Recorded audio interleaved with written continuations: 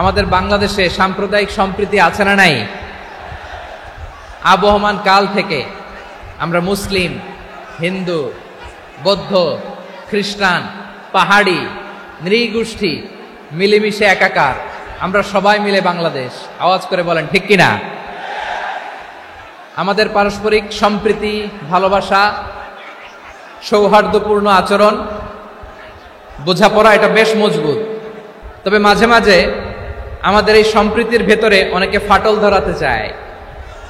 আমরা যে সুখে আছি, শান্তিতে আছি, এটা অনেকের ভালো লাগে না, ঠিক কিনা বলেন? আমাদের মধ্যে সাম্প্রদায়িক সম্প্রীতি, সৌহার্দ্যপূর্ণ আচরণ, ভালোবাসা এটা আবহমান কাল ধরে আছে।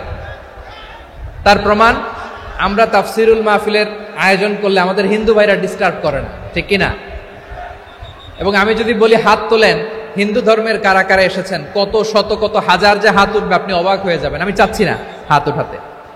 খুলনাতে সর্বশেষ যে আমি প্রোগ্রাম করে গেলাম, সেখানে কয়েকশো হিন্দু ভাই আসছে আমাদের আলোচনা শুনতে, আলহামদুলিল্লাহ।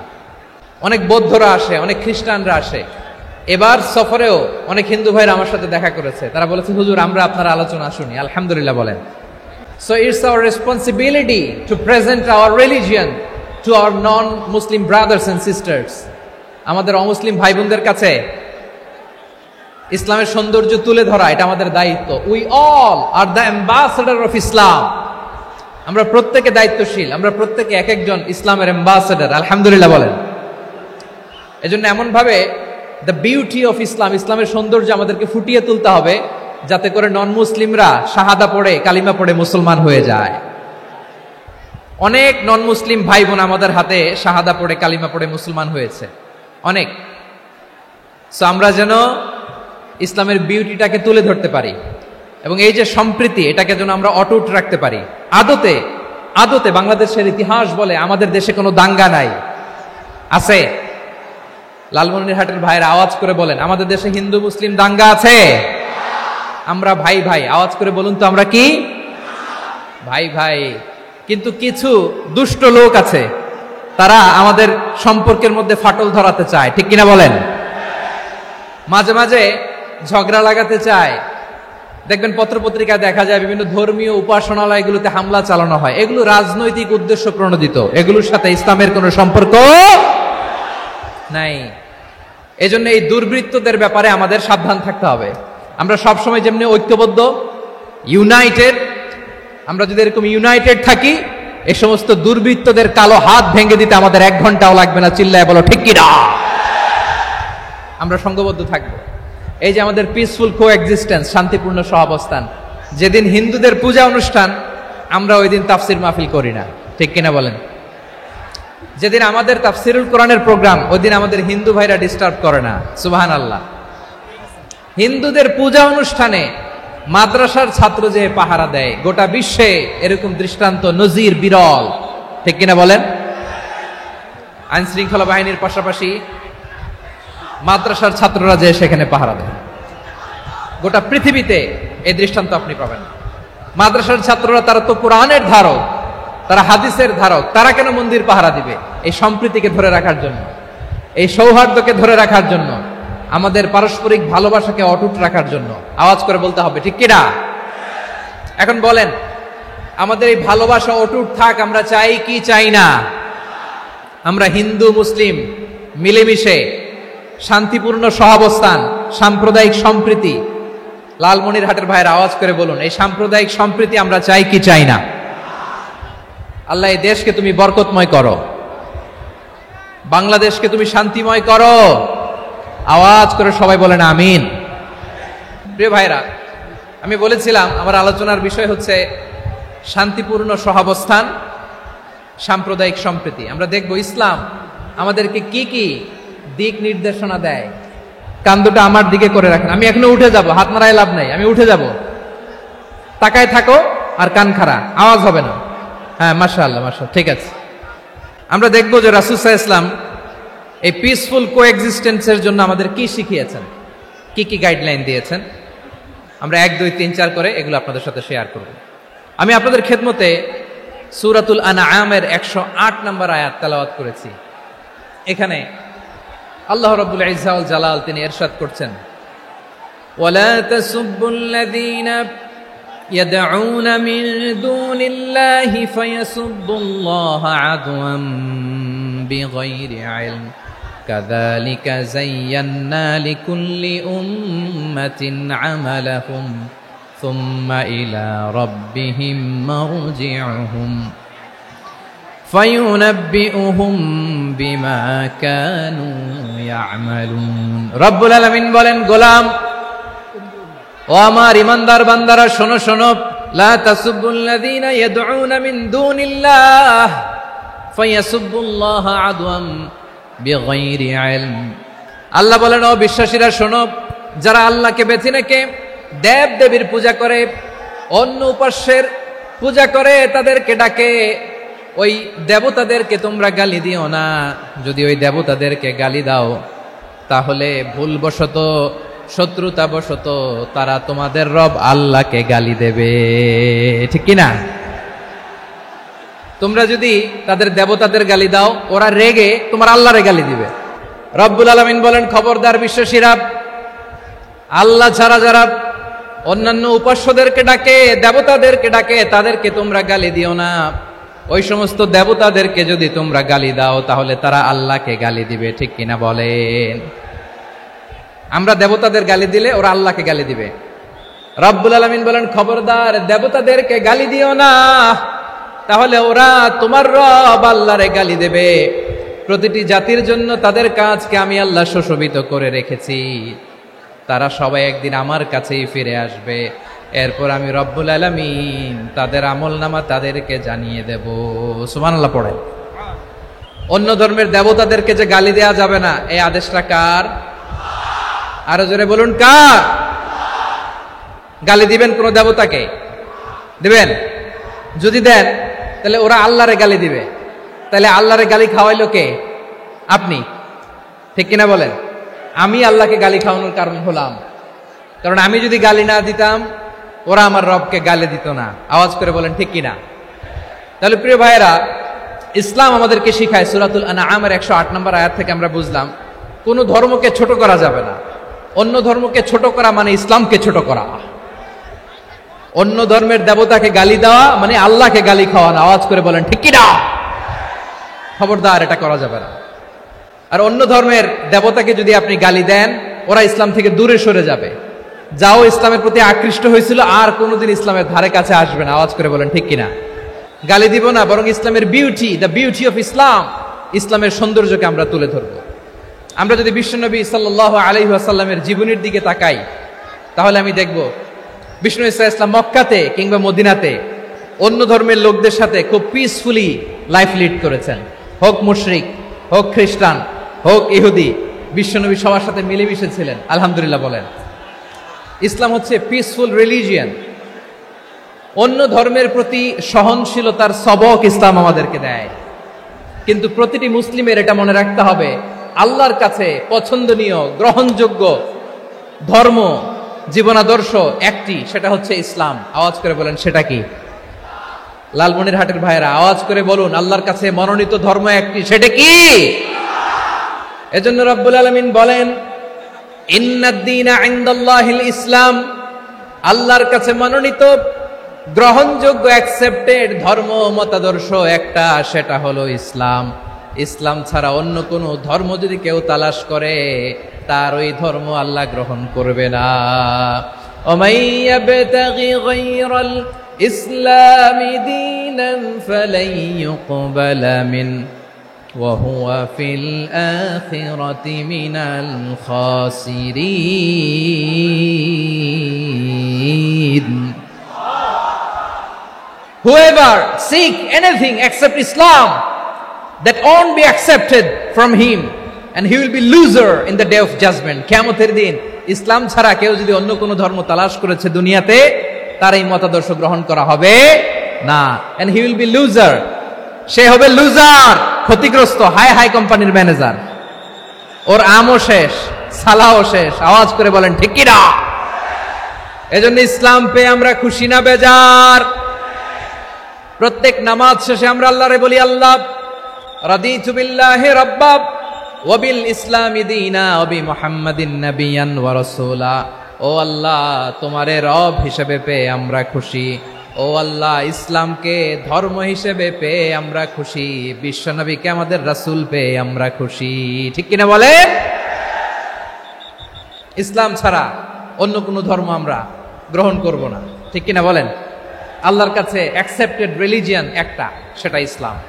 তো বিশ্বনবী সাল্লাল্লাহু আলাইহি ওয়াসাল্লাম মক্কাতে কিংবা মদিনাতে খুব পিসফুলি এক্সিস্ট করেছেন, যে কোনো ধর্মের সাথে মিলেমিশে চলেছেন। তার প্রমাণ আমরা যদি রাসূল সাল্লাল্লাহু আলাইহি ওয়াসাল্লামের বায়োগ্রাফির দিকে তাকাই, তাহলে দেখব তিনি মুশরিকদের সাথে পিস ট্রিটি করেছেন, শান্তি চুক্তি, পিস ট্রিটি, পিস এগ্রিমেন্ট।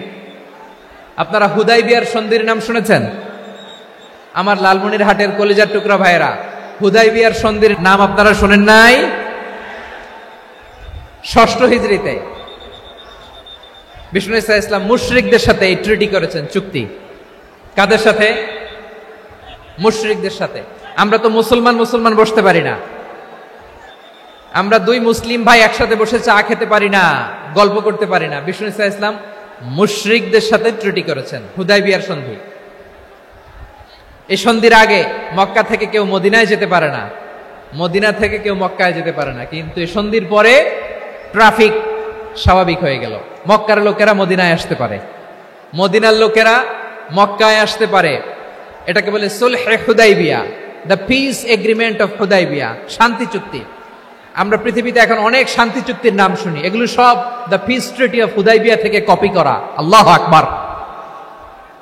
তাহলে বিশ্বনবী সাল্লাল্লাহু আলাইহি সাল্লাম তিনি যে শান্তিপূর্ণ সহাবস্থানে বিশ্বাসী ছিলেন,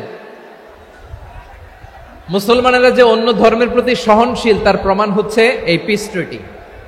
শুধু তাই নয়, মদিনায় যে বিষ্ণু ইসলাম মদিনা চার্টার করলেন, মদিনা সনদ, সাহিফাতুল মদিনা, এটার বলে মদিনা চার্টার।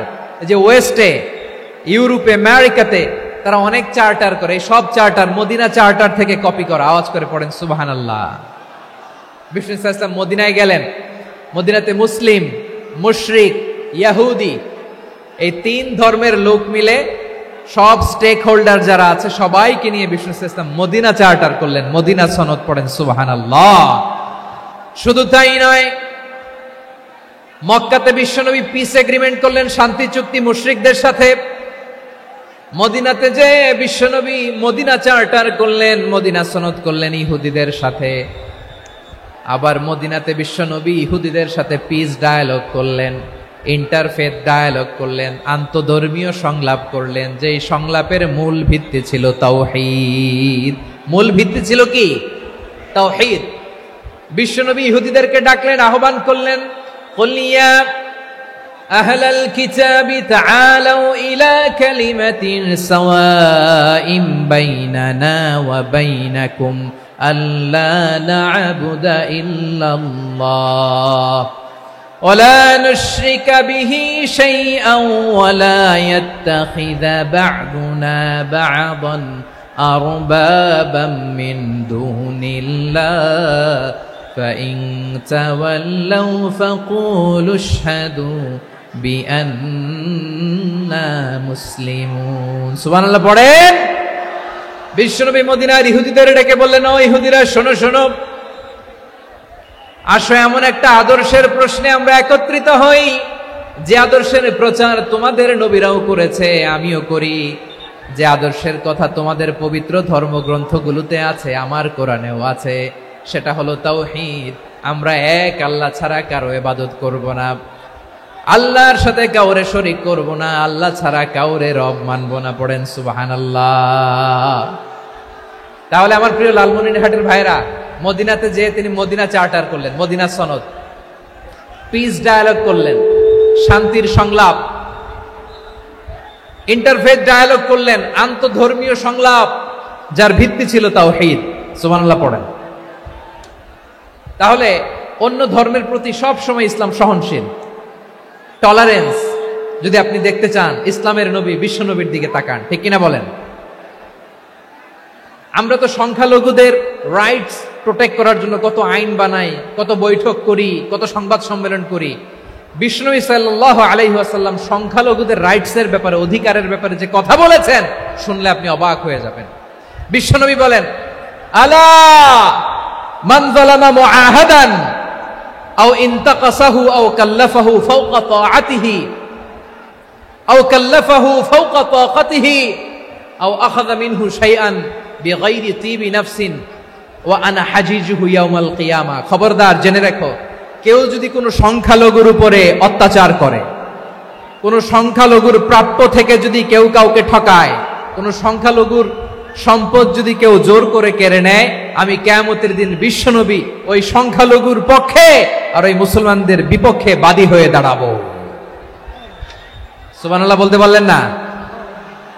আল্লাহু আকবার। আপনি নামাজি, আপনি মুসল্লি, আপনি হাজী সাহেব, তাহাজ্জুদ পড়তে পড়তে কপালে দাগ ফেলে দিছেন, আপনার প্রতিবেশী হিন্দু, ভাবছেন আমার তো পাওয়ার আছে, ওর জমিটা দখল করি। বিশ্বনবী বলেন কিয়ামতের দিন ওই হিন্দুর পক্ষে তোর বিরুদ্ধে আমি বাদী হয়ে দাঁড়াবো। পৃথিবীর কোন ধর্মে এরকম স্টেটমেন্ট পাবেন? পাবেন? আপনি ভাবছেন আপনি নামাজ পড়লে হাজী সাহেব কপালে দাগ ফেলাই দিলে আপনি সেলসেলায় জান্নাতে চলে যাবেন না? খবরদার।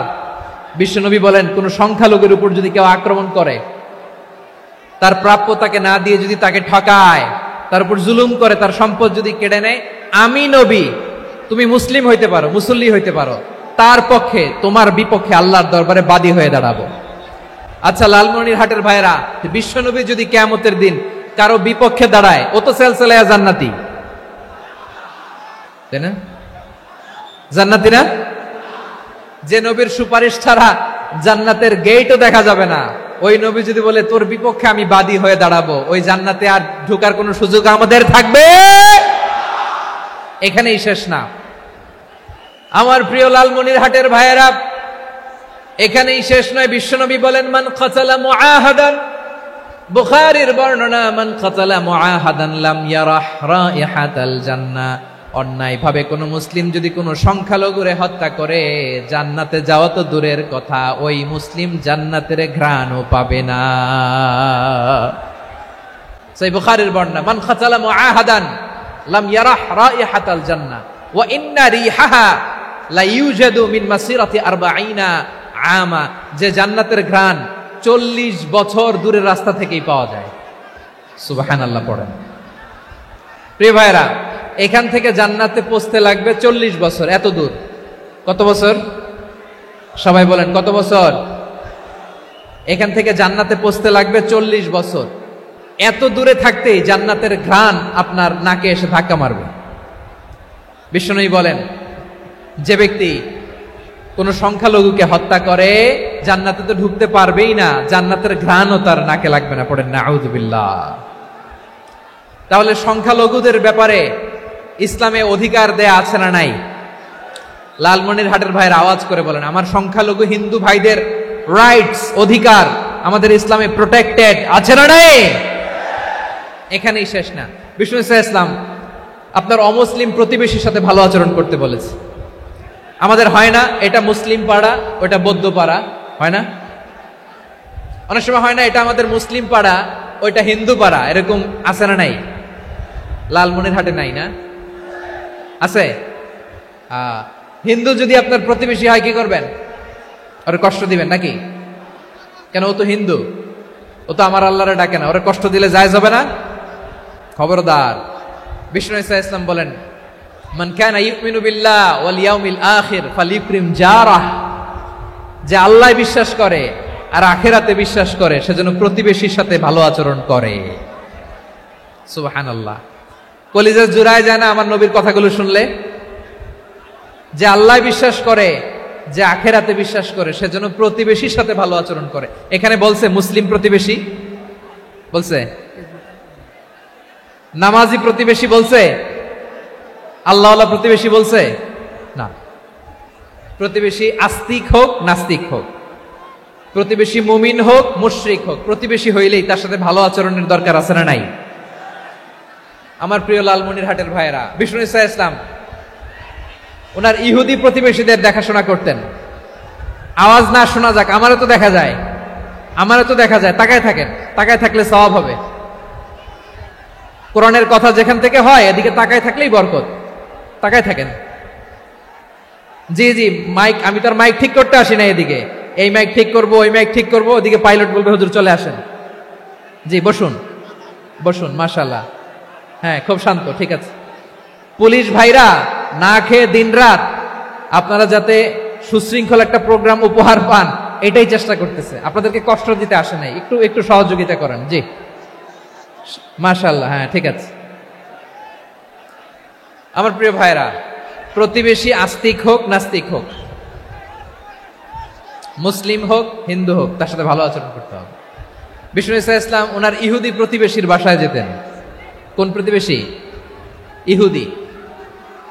আওয়াজ করে বলেন, কোন প্রতিবেশী? ইহুদি। এক ইহুদি কিশোর বিষ্ণু ঈসা ইসলামের খেদমত করতে, ইহুদি ছেলে আমার নবীর খেদমত করতো, তারা ছিল নবীর প্রতিবেশী। তো অনেক দিন হয় ইহুদি ছেলেটা আসে না, বিষ্ণুনবী খোঁজ দিলেন ঘটনা কি, একটা ইহুদি ছেলে না আমার খেদমতে আসতো, ছেলেটা কই? খোঁজ নিয়ে জানলেন ছেলেটা অসুস্থ। বিষ্ণু ঈসা ইসলাম ওই ইহুদির বাড়িতে চলে গেলেন ওই ছেলেটাকে দেখা করার জন্য, ভিজিট করার জন্য। সুবহানাল্লাহ পড়বেন না? গেলেন, যে দেখে ইহুদি ছেলেটা মুমূর্ষ, জান জান যায় যায় ভাব, বিছানায় পড়ে আছে, তার বাবা দাঁড়ানো। বিশ্বনবী তার মাথার পাশে বসলেন, মাথায় হাত বুলিয়ে দিলেন, আর ছেলেটাকে বললেন আসলিম, হে ইহুদি ছেলে আসলিম, ইসলাম ধর্ম গ্রহণ করো। তো ছোট্ট ছেলে ভাবে আমরা ইহুদি, এখন ইসলাম ধর্ম গ্রহণ করলে আব্বা যদি বকা দেয়, ফানাযারা ইলা ওয়াজহি আবি, ছেলেটা তার বাবার চেহারার দিকে তাকালো, দেখি আব্বা কি কয়। আব্বা যদি বলে তাইলে ইসলাম ধর্ম গ্রহণ করবে। ইহুদি ছেলেটা তার বাবার দিকে যখন তাকালো, ওর বাবা বলে আতি আবুল কাসিম, আবুল কাসিম যা বলে তাই করো। আবুল কাসিম হচ্ছে বিষ্ণু ঈসা ইসলামের একটা কুনিয়াত, উপনাম। আমার রাসূলের বড় ছেলের নাম ছিল কাসেম। যেমন দেখবেন আমাদের এলাকায় কারো ছেলের বড় ছেলের নাম যদি হয় আব্দুল্লাহ, এরা আব্দুল্লাহর বাপ বলে ডাকে। কারো বড় মেয়ের নাম যদি হয় ফাতেমা, এরা কি ডাকে? ফাতেমার বাপ বলে না? তো বিষ্ণু ঈসা ইসলামের বড় ছেলের নাম ছিল কাসেম। ইহুদি বাবা বলল আতি আবুল কাসেম, আবুল কাসেম যা বলে তাই শোনো, মানে মোহাম্মদ যা বলে তাই শোনো। এই কথা শুনে ছেলে সাহস পাইছে, ছেলে আবার পড়তে আরম্ভ করলো আশহাদু আল্লাহ ইলাহা ইল্লাল্লাহ ওয়া আশহাদু আন্না মুহাম্মাদার রাসূলুল্লাহ, পড়েন আল্লাহু আকবার।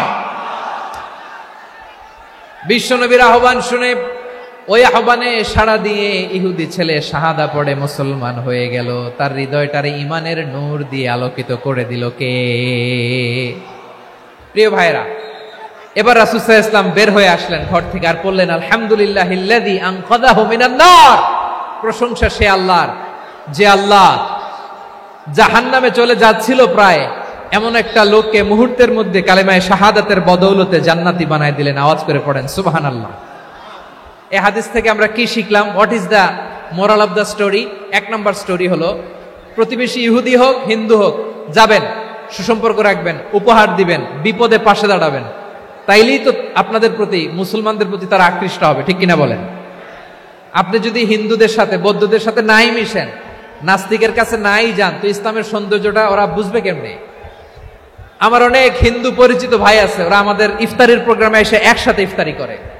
অনেক মদখোর আমার সাথে বসে একসাথে ডিনার করে, হাফ প্যান্ট পরা, গলায় স্বর্ণের চেইন, হাতে স্বর্ণের ব্রেসলেট, আইসা আমার সাথে ডিনার করছে, আছে এরকম। গাঁজাখোর, আমি বলে আসো, welcome welcome to my dinner, আসো বসো, বসলেই তো আমি ওর ডিএনএ, চিন্তার ডিএনএ চেঞ্জ করে দেওয়ার সুযোগ পাবো, চিল্লায় বলো ঠিক কি না? আসতে হবে আমার কাছে। Our door is open, the door of Islam is open 24/7।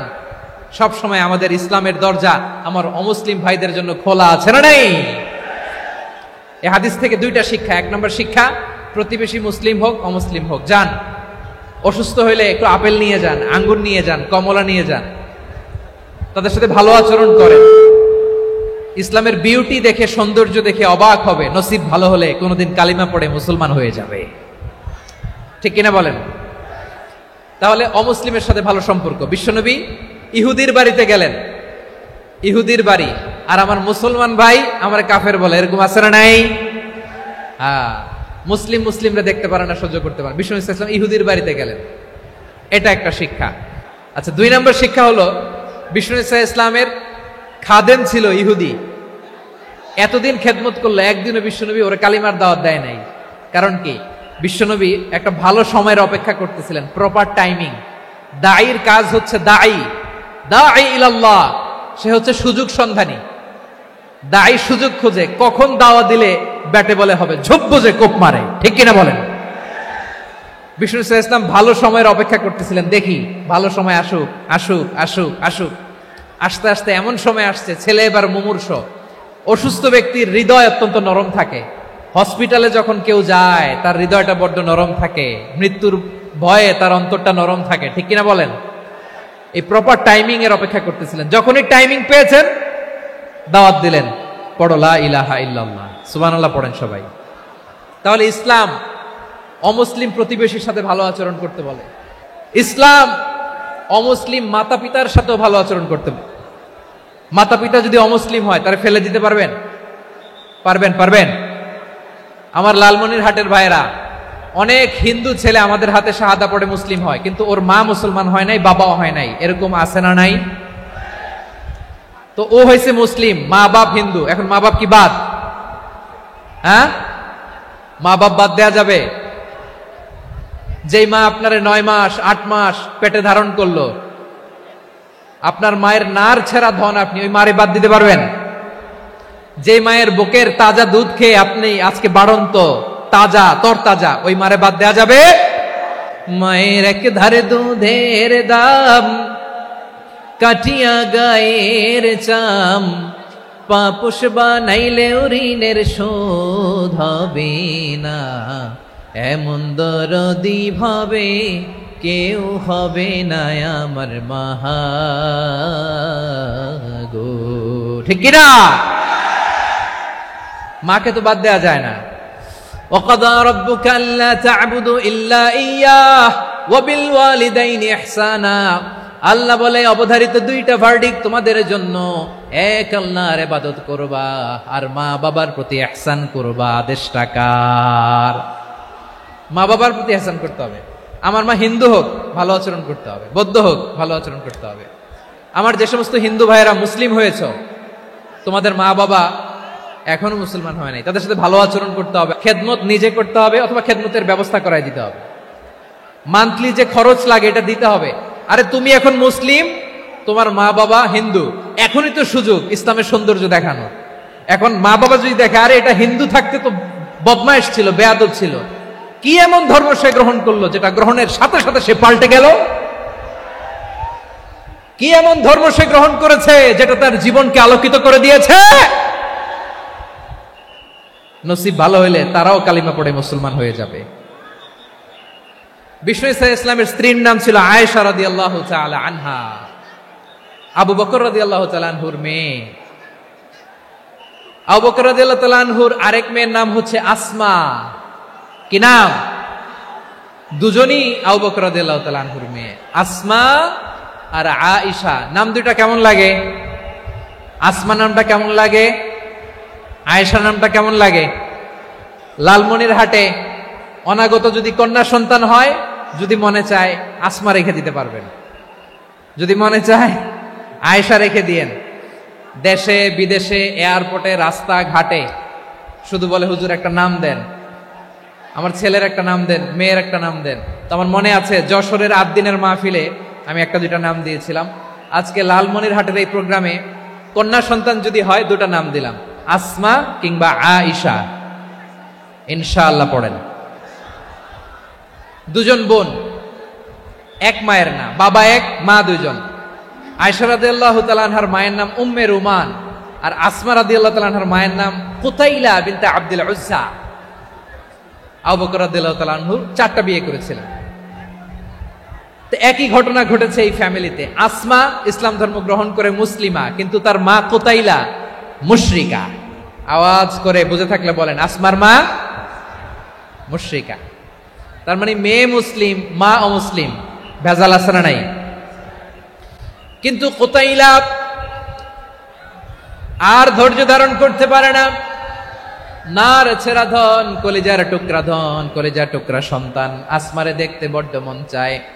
সাইয়েদনা Asma রাদিয়াল্লাহু তাআলা আনহা মক্কা থেকে হিজরত করে মদিনায় চলে গেলেন হুদাইবিয়ার পর। যখন মক্কা মদিনার ট্রাফিক স্বাভাবিক হলো, মক্কার লোক মদিনায় যায়, মদিনার লোক মক্কায় আসে।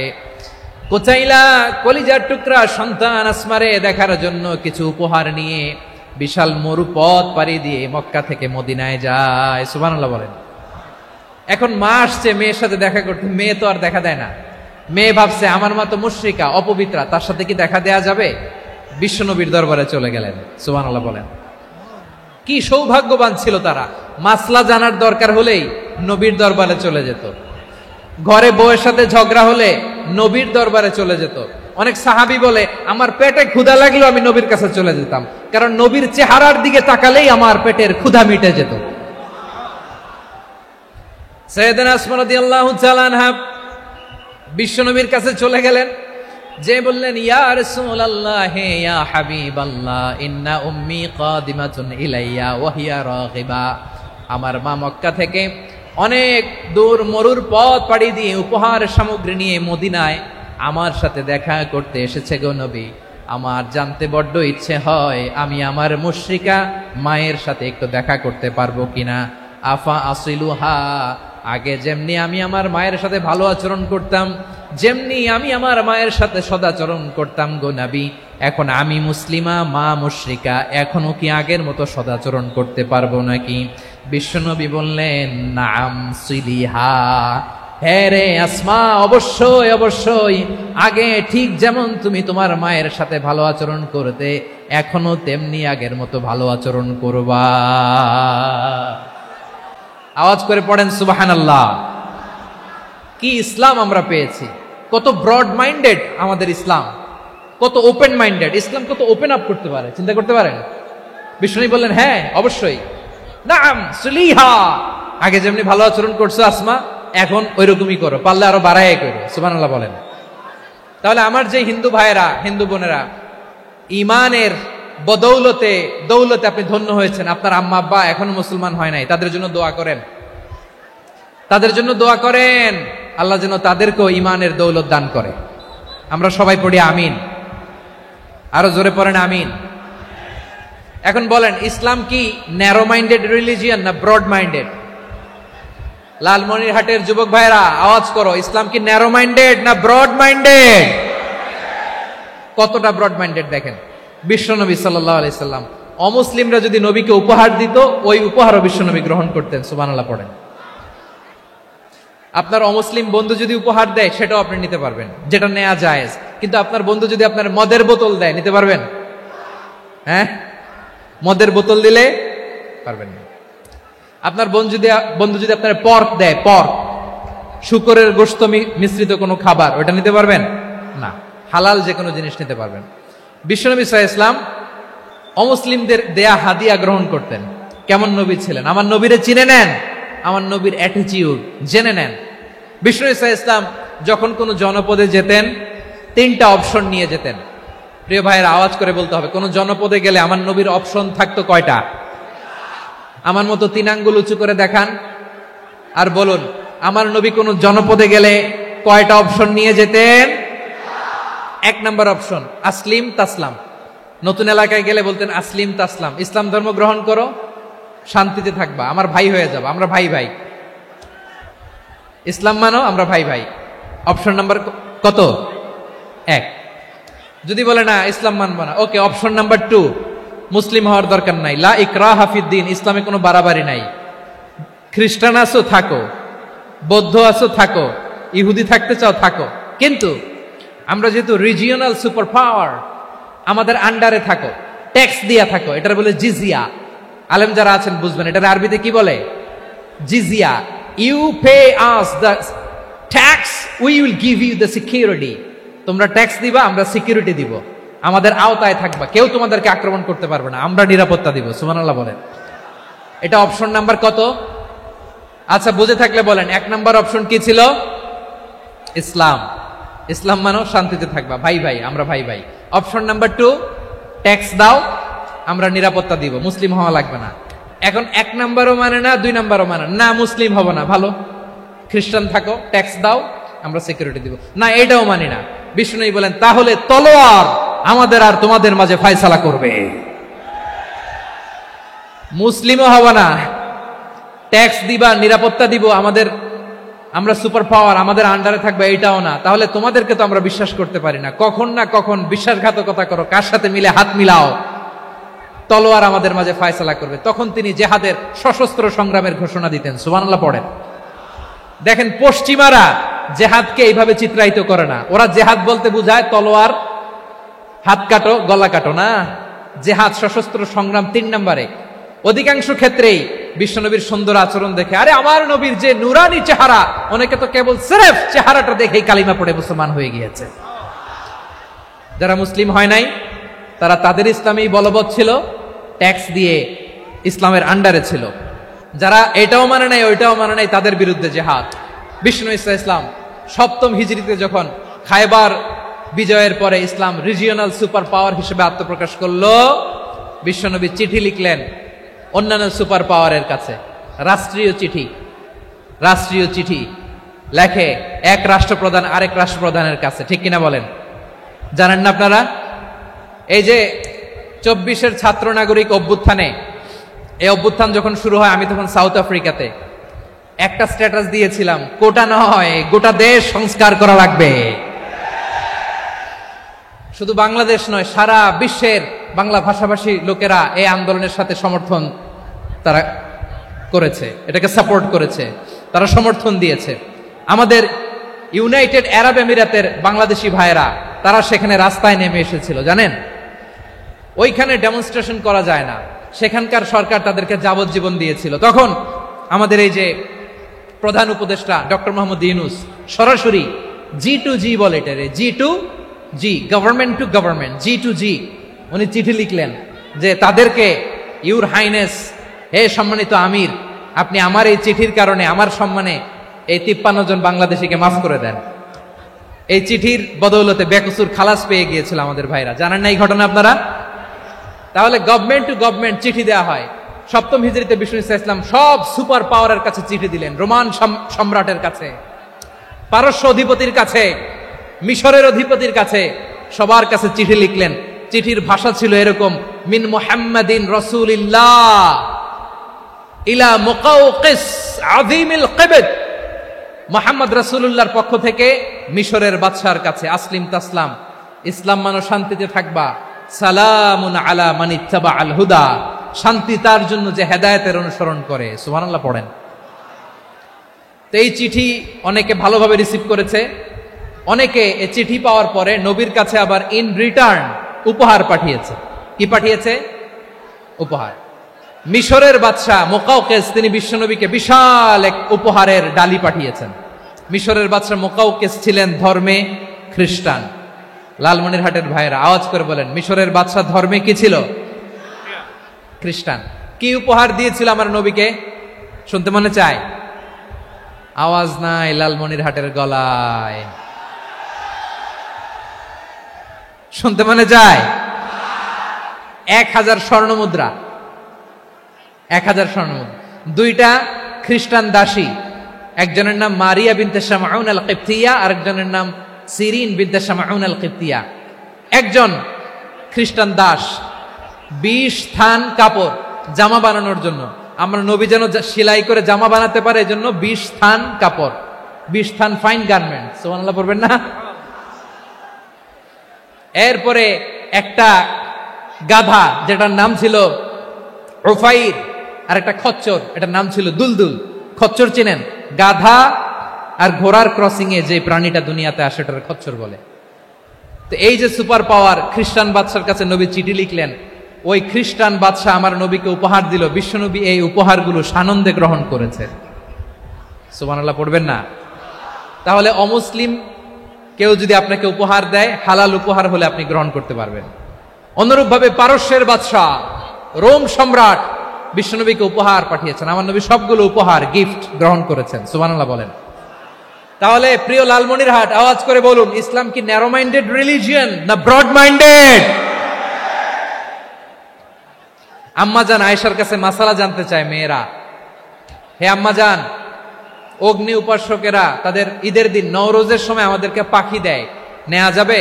উনি বললেন, ওরা জবাই করে দিলে নেওয়া যাবে না, কিন্তু ওরা যদি ফলমূল এরকম খাবার দেয় এগুলো নেওয়া যাবে। তার মানে অমুসলিমদের দেয়া উপহার এটা গ্রহণ করা যায়। সুবহানাল্লাহ বলেন। শুধু তাই নয়, বিষ্ণু ঈসা ইসলাম অমুসলিমদের সাথে আর্থিক লেনদেনও করেছেন, ফিনান্সিয়াল ডিলিং করেছেন। অমুসলিমদের সাথে প্রয়োজনে আপনি ফিনান্সিয়াল ডিলিং করতে পারবেন। আমরা প্রায় দেখি বাজারের মিষ্টির দোকানগুলো আমার হিন্দু ভাইদের, তারপরে যে বারবার সব চুল কাটে যে নাপিত, অধিকাংশ নাপিতের দোকানে কারা? আমার হিন্দু ভাইরা। তা আপনি চুল কাটতে পারবেন কিনা বলেন? পারবেন। তার দোকান থেকে দই মিষ্টি কিনতে পারবেন কিনা? হ্যাঁ, আমার মুসলিম ভাইয়ের দোকান থাকলে ওইটারে আমি বেশি প্রায়োরিটি দিব, ঠিক কিনা?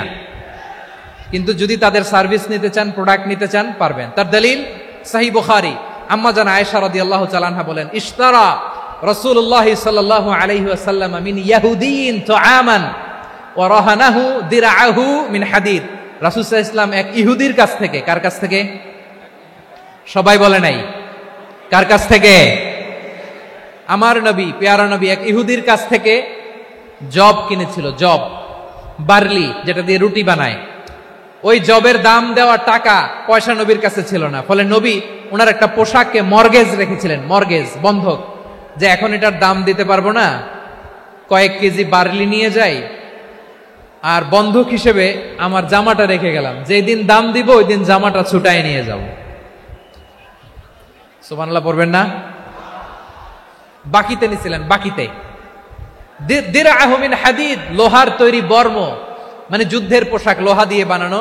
বিশ্বনবী বললেন, কয়েক কেজি জব দাও, টাকাটা পরে দিব, এখন টাকা নাই, বন্ধক হিসেবে, মর্গেজ হিসেবে আমার জামা রেখে গেলাম, যখন টাকা দিব জামা ছুটায় নিব।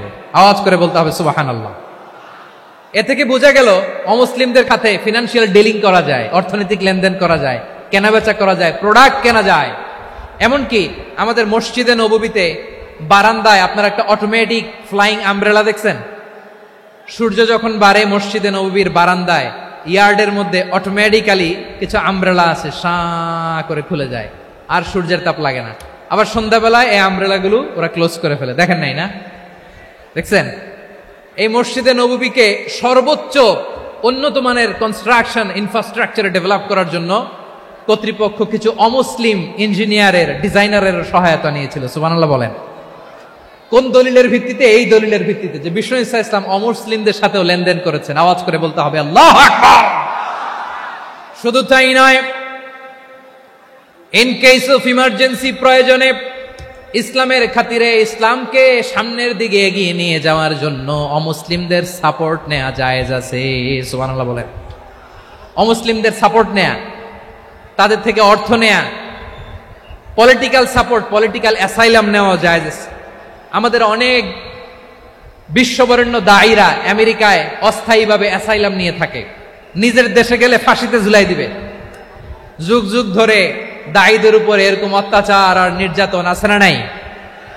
মিশরের অনেক দায়ীরা পাশ্চাত্যে যেয়ে থাকে, এই যে তারা পলিটিক্যাল অ্যাসাইলাম নিয়ে থাকে, রাজনৈতিক আশ্রয়, এটা জায়েজ আছে না?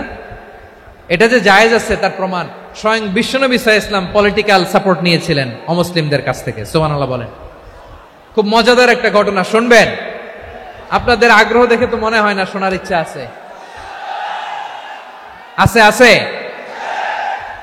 আমার ভাইরা, বিশ্বনবীর বয়স তখন প্রায় 51 বছর। কত বছর?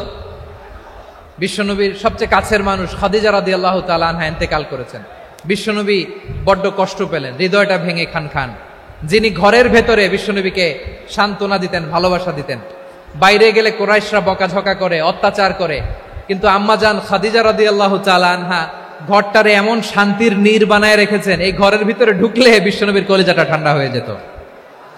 এজন্য রব্বুল আলামিন বলেন, খাদিজা, ও আমার বান্দি খাদিজা, জান্নাতে এমন স্পেশাল একটা ঘর আমি তোমার জন্য রেডি করে রেখেছি। ওই ঘরের মধ্যে কোনো আওয়াজ নাই, ওই ঘরের মধ্যে কোনো নয়েজ নাই, ওই ঘরে কোনো বিশৃঙ্খলা নাই। কারণ মক্কার জমিনে আমার নবী কুরাইশদের বিশৃঙ্খলা, নয়েজ আর ঝামেলাগুলোকে উপেক্ষা করে যখন তোমার ঘরের ভিতরে ঢুকতো, ঘরটারে তুমি শান্তির নীড়, ঠান্ডা, নীরব, নিস্তব্ধ, নিঝুম আর শান্তির নীড় বানিয়ে রেখেছ। এজন্য জান্নাতে স্পেশাল একটা শান্তির নীড় আমি তোমারে উপহার দেব। ওই প্রিয়তমা স্ত্রী খাদিজা ইন্তেকাল করলেন, বিশ্বনবীর হৃদয় ভেঙে খান খান। আবার ওনার চাচা আবু তালেব ইন্তেকাল করলেন, যিনি পলিটিক্যাল শেল্টার দিতেন নবীকে। কে দিতেন? আবু তালেবের ভয়ে, বিশ্বনবীর এই চাচার ভয়ে কোন মুশরিক নবীর গায়ে হাত দেওয়ার সাহস পায় নাই। এখন স্ত্রীও নাই, চাচাও নাই, নবীকে আশ্রয় দেওয়ার কেউ নাই, নবীর চারদিকে অন্ধকার। নবী এখন কই যাবেন? আমার পেয়ারা নবী নতুন স্টেশন খুঁজতেছেন, নতুন দাওয়াতি প্ল্যাটফর্ম খুঁজতেছেন। তিনি যায়েদ বিন হারেসা রাদিয়াল্লাহু তাআলা আনহুকে নিয়ে মক্কার পাশের একটা নেইবরিং সিটি তায়েফে চলে গেলেন। কোথায় চলে গেলেন? লালমনিরহাটের ভাইয়ের আওয়াজ করে বলেন, কোথায় গেলেন? তায়েফে চলে গেলেন দিনের দাওয়াত দেওয়ার জন্য। কি দেওয়ার জন্য? নাকি জমি কিনতে গেছিলেন? জমি কিনতে, দুনিয়ার যশ খ্যাতির জন্য, নিজের কোনো লাভের জন্য? তায়েফবাসীদেরকে জাহান্নামের আগুন থেকে বাঁচানোর জন্য। আওয়াজ করে বলতে হবে, ঠিক কিনা? বিশ্বনবী বিশাল মরুপথ, পাহাড়ি পথ পাড়ি দিয়ে তায়েফের মরুজমিনে গেলেন কোরআনের দাওয়াত নিয়ে, ইমানের দাওয়াত নিয়ে। কিন্তু তায়েফের লোকেরা বিশ্বনবীর দাওয়াতকে শুধু প্রত্যাখ্যান করেই থামে নাই, তারা বিশ্বনবীর সাথে অত্যন্ত খারাপ আচরণ করেছে। বিশ্বনবীকে শারীরিকভাবে হেনস্থা করেছে, আমার নবীকে শারীরিকভাবে অত্যাচার করেছে, আমার পেয়ারা নবীর গায়ে পাথর মেরেছে, বিশ্বনবীর গা বেয়ে ঝরঝর করে রক্ত ঝরেছে, নবী জামিনের মধ্যে লুটিয়ে পড়েছেন, আবার মেরেছে, আবার নবী হাঁটতে শুরু করলেন, পেছন থেকে আবার মেরেছে, আবার নবী রক্তাক্ত হয়ে জামিনের মধ্যে লুটিয়ে পড়লেন, আবার মেরেছে। বিশ্বনবীর মতো এত সুশ্রী মানব, বিশ্বনবীর মতো এত শুভ্র মানব, বিশ্বনবীর মতো এমন চমৎকার দেহাবয়ব দিয়ে রব্বুল আলামিন কাউকে বানান নাই। এরকম চমৎকার মানুষটাকে তারা তায়েফের ওই জমিনে রক্তাক্ত করেছে। বিশ্বনবী দুনিয়ার কোনো স্বার্থের জন্য সেখানে যান নাই, নিজের কোনো লাভের জন্য, প্রাপ্তির জন্য যান নাই, তায়েফবাসীদের জাহান্নামের আগুন থেকে বাঁচাতে গিয়েছেন। ঠিক কিনা বলেন? খেয়ে না খেয়ে দিন প্রচারের কাজে নিজেকে দিয়েছ বিলিয়ে, তায়েফের কাফিরেরা চিনল না সে আলো, দুষ্ট ছেলেদের পিছু দিল লেলিয়ে, পাথরের আঘাতে ক্ষত বিক্ষত হয়ে সারা শরীর থেকে রক্ত ঝরে। হে রাসূল তোমাকে ভুলি আমি কেমন করে, হে রাসূল তোমাকে ভুলি আমি কেমন করে। পারেন না আপনারা? ধরুন আমার সাথে, হাজার ব্যথা বেদনার পরে ফিরে আসনি তুমি আপন ঘরে, দিনের আলো তুমি ছড়িয়ে দিতে চলে গেলে মদিনায় মক্কা ছেড়ে। হে রাসূল তোমাকে ভুলি আমি কেমন করে, হে রাসূল তোমাকে ভুলি আমি কেমন করে। ঠিক কিনা বলেন? প্রিয় ভাইরা, তায়েফের ছেলেরা নবীকে রক্তাক্ত করলো। আমার নবী কই যাবে? কই যাবে? মক্কায় জায়গা নাই, তায়েফে জায়গা নাই। তায়েফ থেকে ভারাক্রান্ত মন নিয়ে আমার নবী মক্কায় ফিরে আসলেন। বিশ্ব নবী মক্কায় ঢুকতে পারেন না। মক্কার মরুভূমির দিকে তাকিয়ে, উপত্যকার দিকে তাকিয়ে বিশ্বনবী ধা ধা করে কাঁদেন, ঝরঝর করে। নবীর চেহারা মোবারক থেকে চোখের পানিগুলো বেয়ে বেয়ে পড়ে।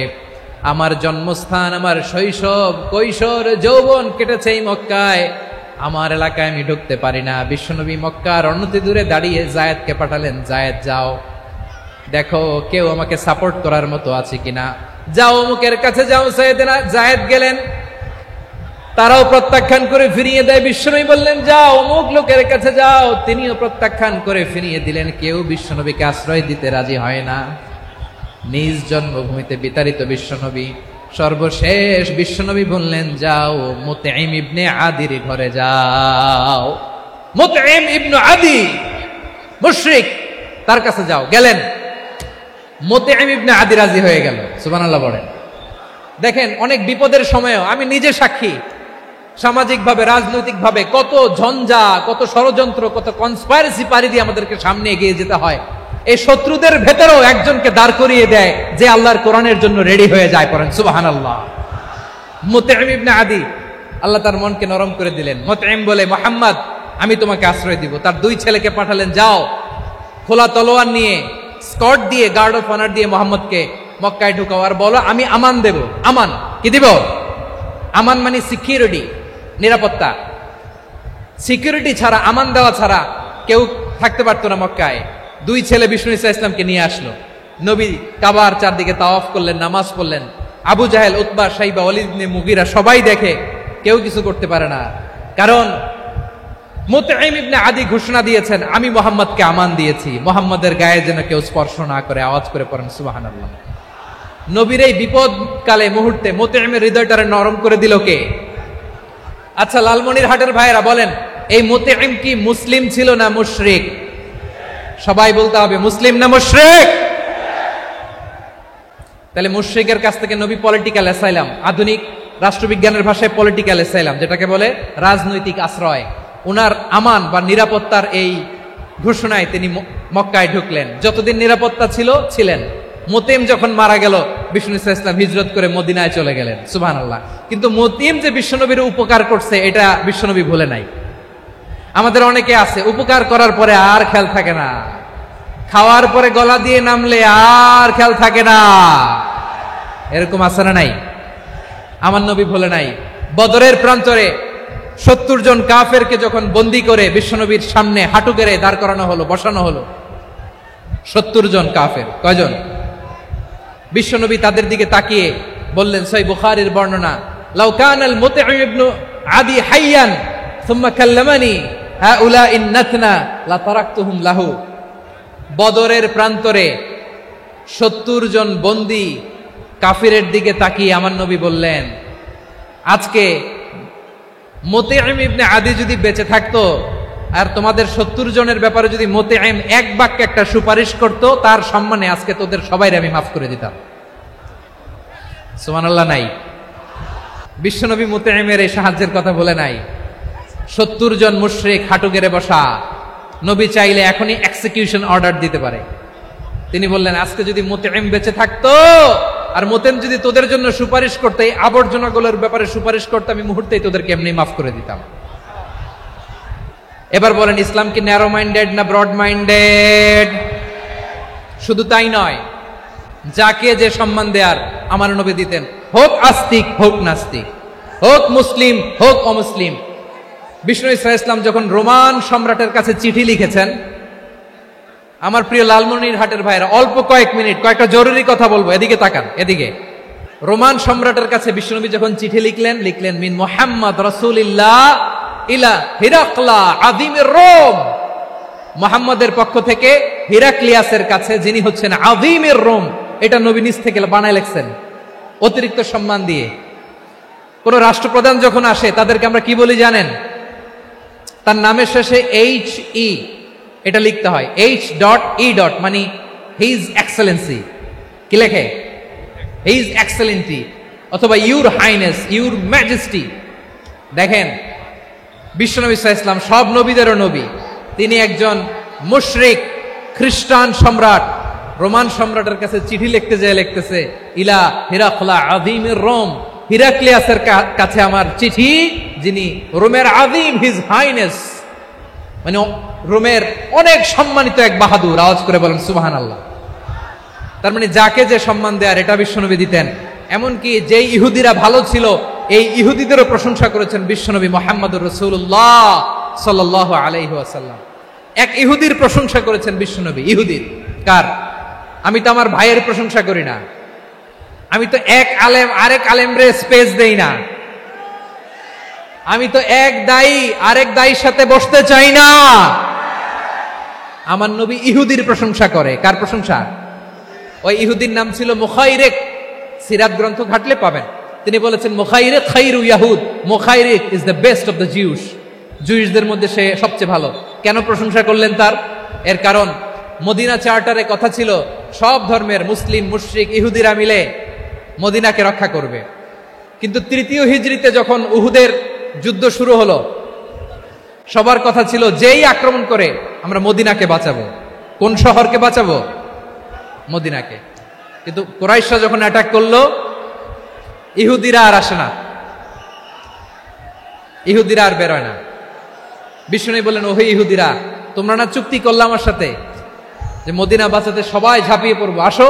একটা ইহুদিও বেরোয় না, কেউ আসে নাই সেদিন, একজন ছাড়া, তার নাম মুখাইরেক। তার নাম কি? মুখাইরেক বাহাদুরের মতো ঘোড়সাওয়ার হয়ে বেরিয়ে গেলেন এবং বললেন, গোটা ইহুদি সাম্রাজ্যের একজনও যদি না আসে, আমি মুখাইরেককে কেউ ঘরে আটকে রাখতে পারবে না।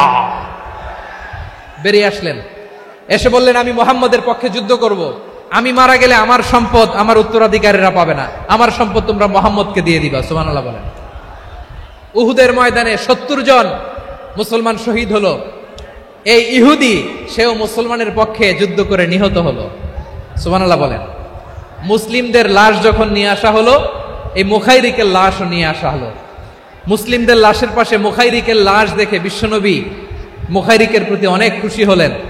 আর বিশ্বনবী খুশি হয়ে বললেন, মুখাইরিক খায়রু ইয়াহুদ, মুখাইরিক যদিও তুমি ইহুদি, তারপরে তুমি সব ইহুদিদের মধ্যে সেরা ইহুদি। পড়েন সুবহানাল্লাহ। আমার নবী ইহুদিকেও সম্মান দিতে কার্পণ্য করে নাই। আওয়াজ করে বলেন আল্লাহু আকবার। প্রিয় ভাইরা, এবার সর্বশেষ আওয়াজ করে বলেন, ইসলাম কি ন্যারো মাইন্ডেড নাকি ব্রড মাইন্ডেড? সবাই বলেন, ন্যারো মাইন্ডেড না ব্রড মাইন্ডেড? এজন্য অমুসলিম হইলেই তারা আমাদের শত্রু নয়। শত্রু কারা? এই লালমনিরহাটের ভাইরা শোনেন, শত্রু কারা? যে সমস্ত অমুসলিম আমাদেরকে নিশ্চিহ্ন করে দিতে চায়, যে সমস্ত অমুসলিম আমাদের ভূখণ্ড থেকে আমাদেরকে তাড়িয়ে দিতে চায়, যে সমস্ত অমুসলিম আমার ধর্ম নিয়ে তুচ্ছতাচ্ছিল্য করে চিল্লায় বলেন ঠিক কিনা, তারা আমাদের শত্রু। সাধারণ অমুসলিমরা আমার শত্রু নয়। এই যে হিন্দুরা থাকে, এরা আমার ভাই, বৌদ্ধরা আমার ভাই, খ্রিস্টানরা আমার ভাই, ইহুদিরা আমার ভাই। তারা দিনই ভাই নয়, তারা মায়ের পেটের ভাই নয়, তারা মানবিক দিক থেকে ভাই। ও মানুষ, আমিও মানুষ। ইসলাম মানুষকে সম্মান করে, চিল্লায় বলো ঠিক কিনা। যারা আমাদের অস্তিত্বকে নিশ্চিহ্ন করতে চায়, যারা আমাদের ভূখণ্ডকে দখল করতে চায়, যারা আমাদেরকে নিয়ে মকারি করে, ফান করে, টিটকারি করে, আমার ধর্ম নিয়ে খেলা করে, তাচ্ছিল্য করে, ওদের বিরুদ্ধে আমাদের জিহাদ। সাধারণ মুসলিম আমাদের শত্রু নয়।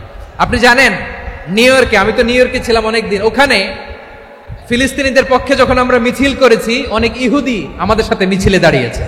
কারণ ওরাও জানে এই ভূখণ্ড ফিলিস্তিনিদের ভূখণ্ড। আওয়াজ করে বলো লালমনিরহাট ঠিক কিনা। ইসরায়েলের রাজধানী খোদ তেল আবিবে অনেক ইহুদিরা বেঞ্জামিন নেতানিয়াহু তার বিরুদ্ধে মিছিল করেছে। তো তারা কি আমাদের শত্রু? না। অনেক খ্রিস্টান আমাদের সাথে আমাদের স্বার্থ রক্ষায় আমাদের পাশে দাঁড়িয়েছে। খেয়াল রাখবেন, হিন্দু আর হিন্দুত্ববাদ এক নয়, ইহুদি ধর্ম আর জায়নিজম এক নয়। জায়নিজমের বিরুদ্ধে আমাদের সংগ্রাম, আমাদের জিহাদ। চিল্লায় বলেন ঠিক কিনা। এই যে ফিলিস্তিনের ভাইরা, তারা তাদের স্বাধীনতা সংগ্রামের জন্য লড়াই করছে, করে যাচ্ছে, আমরা এটাকে সমর্থন জানাই। চিল্লায় বলো ঠিক কিনা। কাশ্মীরের ভাইরা স্বাধীনতার জন্য সংগ্রাম করছে, আমরা সেই সংগ্রামকে সমর্থন জানাই। আওয়াজ করে বলো ঠিক কিনা। যারাই আমাদের ইসলামকে নিশ্চিহ্ন করতে চায়, তাদের বিরুদ্ধে আমাদের সংগ্রাম। আওয়াজ করে বলতে হবে ঠিক কিনা। ওই সমস্ত দুর্বৃত্তদের সাথে আমাদের কোনো সম্পর্ক নাই। আমরা যদি ঐক্যবদ্ধ থাকতে পারি, ওই দুর্বৃত্তরা চান্স পাবে না। আমরা ঐক্যবদ্ধ থাকতে রাজি আছি। লালমনিরহাটের ভাইরা, আমরা ঐক্যবদ্ধ থাকলে ওই দুর্বৃত্তদের কালো হাত ভেঙে দিতে আমাদের সময় লাগবে না। তাদের কালো হাত ভেঙে দিতে রাজি আছে মুসলমান? কারা কারা রাজি? দু হাত তুলে দেখাও।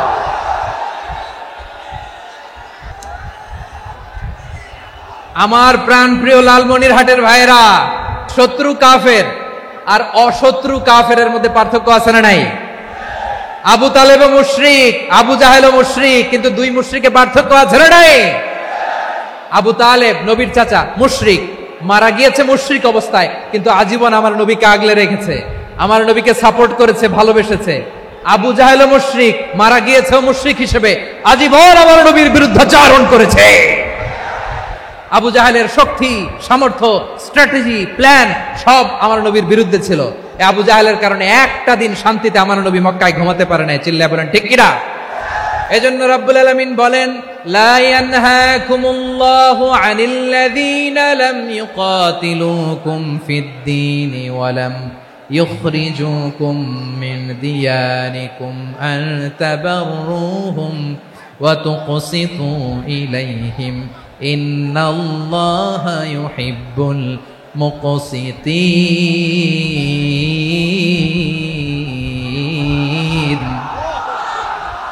আল্লাহ বলে, গোলামেরা শোনো শোনো, যে সমস্ত অমুসলিম তোমাদের সাথে ধর্মযুদ্ধে লিপ্ত হয় না, তোমাদের বিরুদ্ধে যে সমস্ত অমুসলিম অস্ত্র ধরে না, যে সমস্ত অমুসলিম তোমাদেরকে তোমাদের জন্মস্থান থেকে, ভূখণ্ড থেকে তাড়িয়ে দেয় না, তাদের সাথে ভালো আচরণ করতে আমি আল্লাহ নিষেধ করি নাই। তাদের সাথে সদাচরণে কোনো নিষেধাজ্ঞা নাই, বরং তাদের সাথে সদাচরণ করো, এটাই আমি আল্লাহ চাই। তাহলে আমার যে অমুসলিমরা আমাদের সাথে শত্রুতা করে না, তুচ্ছতাচ্ছিল্য করে না, আমাদের ভূমি থেকে আমাদেরকে উচ্ছেদ করতে চায় না, আমাদের বিরুদ্ধে অস্ত্র ধরে না, ওই অমুসলিম ভাইদের সাথে আমাদের কোনো দ্বন্দ্ব আছে? কোনো বিরোধ আছে? বরং আছে ভালোবাসা। বরং আছে কি? এই ভালোবাসা দিয়ে আমরা বিশ্ব জয় করব। রাজি আছে মুসলমান? আমাদের পুঁজি ভালোবাসা। আমাদের পুঁজি কি? এবার আওয়াজ করে বলেন, আমার এই পুরো আলোচনা থেকে the religious coexistence, peaceful coexistence, শান্তিপূর্ণ সহাবস্থান, কমিউনাল হারমোনি, এই সাম্প্রদায়িক সম্প্রীতি, এই আলোচনা থেকে কি বুঝলেন? ইসলাম কি ন্যারো মাইন্ডেড না ব্রড মাইন্ডেড? এই ব্রড মাইন্ডেড হৃদয় নিয়ে, ভালোবাসা দিয়ে আমরা বিশ্ব জয় করতে চাই। রাজি আছেন? আল্লাহ কবুল করুক। আমরা সবাই পড়ি আমিন।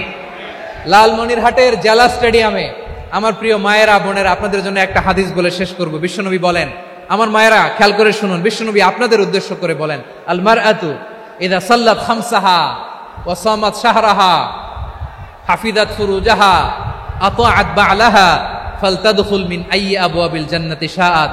বিশ্বনবী বলেন, ও রমণীরা, ও নারীরা, যে সমস্ত নারী এই চারটা কাজ করবে, এই চারটা কাজের গ্যারান্টি দিবে, তাদেরকে জান্নাতের 8টা দরজার গ্যারান্টি দেয়া হবে। কি চারটা কাজ? 1 নাম্বার, আল মারআতু ইযা সাল্লাত খামসাহা, যে নারী 5 ওয়াক্ত নামাজ পড়ে। কি করে? জেলা স্টেডিয়ামে অবস্থানরত আমার নারীরা, বোনেরা, বিশ্বনবী আপনাদেরকে 4টা কাজের কথা বলেছেন, খুব বেশি না। 4টা করলে 8 জান্নাতের দরজা সব খোলা। কোনটা দিয়ে যাবেন? যেটা দিয়ে মনে চায়। 1 নাম্বার 5 ওয়াক্ত নামাজ। আমার বোনেরা জোহরের নামাজ পড়তে পড়তে এটা আসরে নিয়ে যায়, আসর পড়তে পড়তে এটা মাগরিবে নিয়ে যায়। এরকম আছে না নাই? লালমনিরহাটে হয়তো নাই। আমার বোনেরা এটা করবেন না। ইন্নাস সালাতা কানাত আলাল মুমিনিনা কিতাবাম মাওকুতা, সময় মতো পড়বেন। সামাত শাহরা, রমাদানের রোজাগুলো রাখবেন। হাফিজাত ফুরুজাহা, যে নারী তার চরিত্রকে হেফাজত করে, তার প্রাইভেট হেফাজত করে, তার লজ্জাস্থান হেফাজত করে। ও মায়েরা, আপনার এই গর্ভ যে কত দামি আপনি জানেন না। আপনার এই গর্ভ থেকে জন্মাবে আগামী সালাহুদ্দিন আল আইয়ুবী। আপনার গর্ভ থেকেই জন্মাবে ইমাম আল মাহদি আল মুনতাযার। আপনার পেট থেকে জন্মাবে আবু সাইদের মতো বীর সৈনিক। আপনার পেট থেকে জন্মাবে মুগ্ধের মতো বীর মুজাহিদ। আপনি জানেন না কে আসবে আপনার পেট থেকে। সময়টাকে কাজে লাগান, ইসলামকে বুঝেন, মানেন, আমাদের ইসলামিক লেকচারগুলো শোনেন। আমরা যে বার্তাগুলো, ইনস্ট্রাকশনগুলো, দিক নির্দেশনাগুলো আপনাদের খেদমতে রাখি, এগুলো মেনে চলুন। আপনিই পারেন আপনার ঘরটাকে জান্নাতের টুকরা বানাতে। একটা family, it's a very big institution and you are the MD, the managing director of this institution. চিল্লায় বলেন ঠিক কিনা? চাইলেই পারেন ঘরটারে জান্নাতের টুকরা বানাতে। 5 ওয়াক্ত সালাত, রমাদানের রোজা, নিজের চরিত্রের হেফাজত, ও আতাআত বা'লাহা, স্বামীর আনুগত্য। এটাতে অনেকে ভুল করে থাকে। হায় রে আমার বোনেরা, স্বামীর আনুগত্যকে এটা নিজের অপমান মনে করবেন না। আপনার স্বামী আপনার সবচেয়ে বড় গার্ডিয়ান, তিনি আপনার সবচেয়ে ভালো চায়। নারী কখনো গার্ডিয়ানশিপের বাইরে থাকতে পারে না। হয় আপনি বাবার গার্ডিয়ানশিপের ভেতরে, বাপ না থাকলে ভাই আপনার গার্ডিয়ান, ভাই না থাকলে চাচা গার্ডিয়ান, বিয়ের পরে আপনার স্বামী আপনার গার্ডিয়ান। শরিয়া সম্মত স্বামীর আদেশগুলো আপনি মেনে চলবেন, কিন্তু শরিয়া বিরুদ্ধ কোনো আদেশ মানতে আপনি বাধ্য নয়। আওয়াজ করে বলুন সবাই ঠিক কিনা?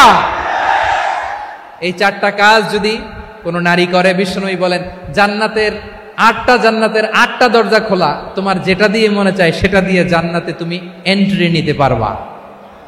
আমরা এখানে লালমনিরহাটের সোহরাওয়ার্দী ময়দানে আজকে যেমন একত্রিত হতে পারলাম, আল্লাহর জান্নাতেও যেন একত্রিত হতে পারে। আল্লাহ তুমি তৌফিক দান করো। আল্লাহ আমার এই কলিজার টুকরা যুবক ভাইদেরকে তুমি ওমরে ফারুকের মতো কবুল করো, জেলা স্টেডিয়ামে অবস্থানরত আমার মা বোনদেরকে তুমি ফাতেমার মতো, খাদিজার মতো কবুল করো। আমাদের কলিজার টুকরা সন্তানদেরকে তুমি সালাউদ্দিন আল আইয়ুবীর মতো কবুল করো।